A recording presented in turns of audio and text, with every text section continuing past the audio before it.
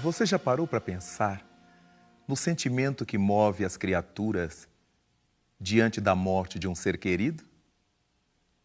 Se você nunca teve essa experiência, dificilmente conseguirá pensar devidamente.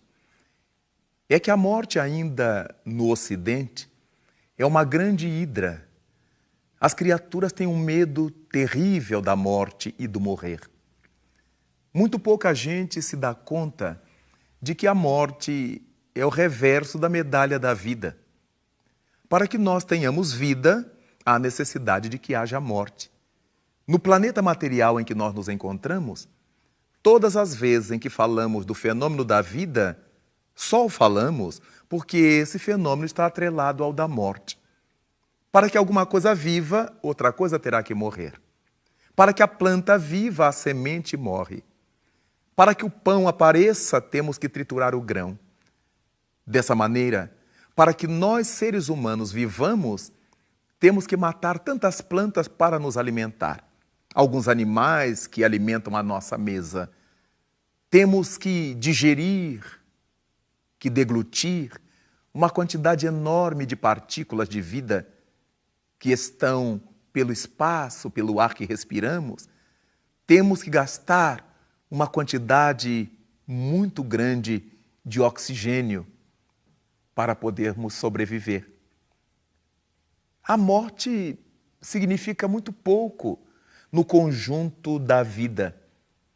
Afinal de contas, quando nós pensamos nesse fenômeno do morrer e aprendemos que a morte é consequência do desgaste dos órgãos, nos apercebemos de que começamos a morrer no momento em que nascemos.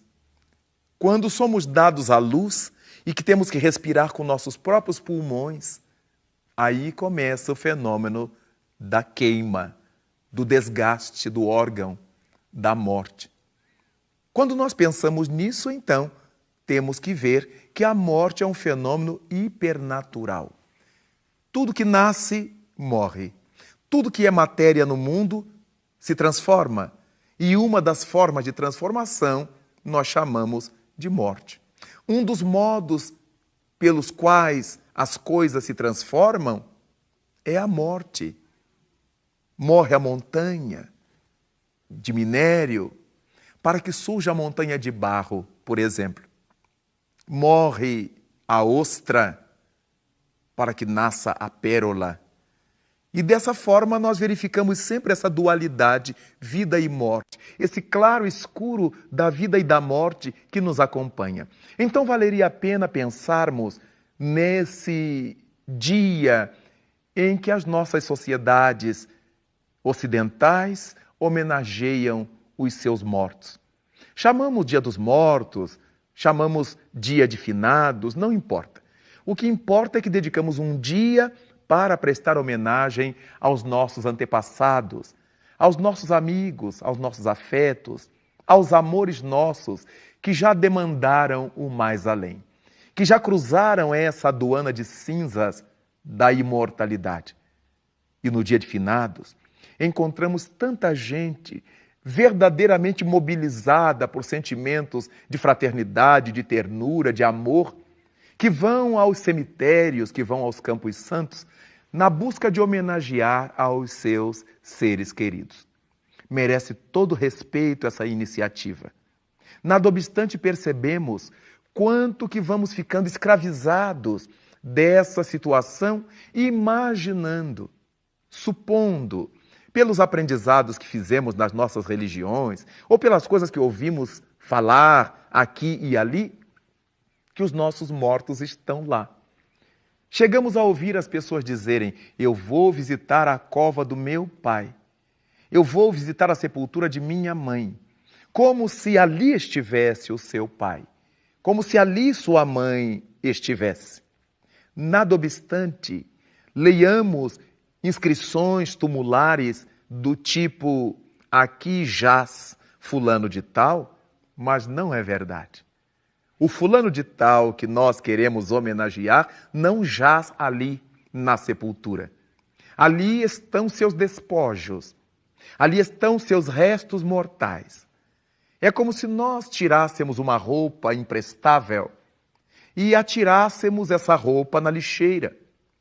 Esquecemos dela. Deixamos que o tempo cumpra seu papel.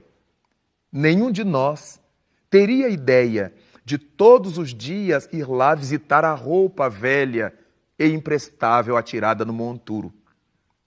Então, nada obstante esse respeito com que nós cristãos encaremos essa relação com os mortos, com o morrer, por mais que nós estejamos com esse intuito de homenagear aos nossos seres queridos, será muito importante criarmos o hábito de pensar neles vivos. Ali, na cova, na sepultura, não jazem nossos entes queridos.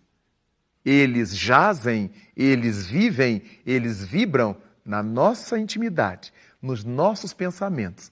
Eles se movem no mundo dos espíritos.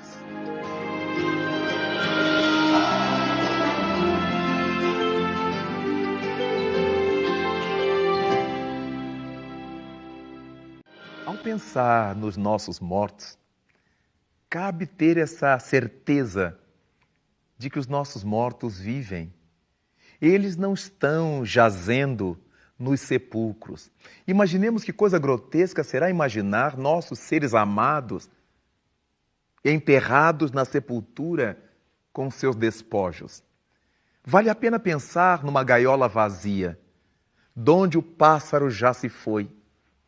Vale a pena pensar nisto.